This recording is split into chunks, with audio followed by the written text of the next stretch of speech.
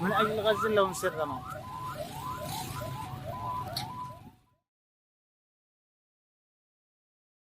Israel meluncurkan serangan ke Yaman pada Sabtu 20 Juli 2024. Namun warga Yaman justru bersukacita atas serangan tersebut. Pasalnya mereka bersyukur bom Israel tidak diluncurkan ke Gaza. Hal itu diungkapkan oleh salah satu warga Yaman, Ahmed Hassan, melalui akun X-nya.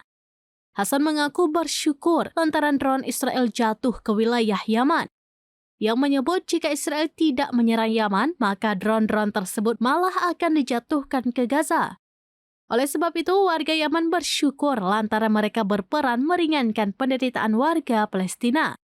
Dalam video yang beredar, terlihat pula dua pria Yaman justru tersenyum melihat kobaran api imbas serangan Israel.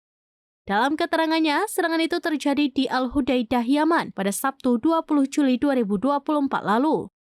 Dikutip dari Tribunnews.com pada Senin 22 Juli 2024, juru bicara Houthi, Jenderal Yahya Saree mengancam akan melakukan serangan ke Israel hingga menghentikan konflik di Gaza.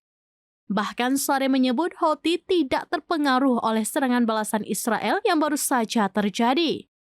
Sebaliknya, ia berkomitmen akan mengincar sejumlah target kunci di lokasi-lokasi vital Zionis.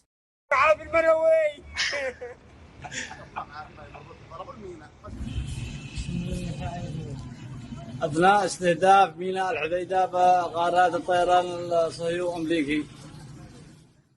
Download Tribun X sekarang, menghadirkan lokal menjadi Indonesia.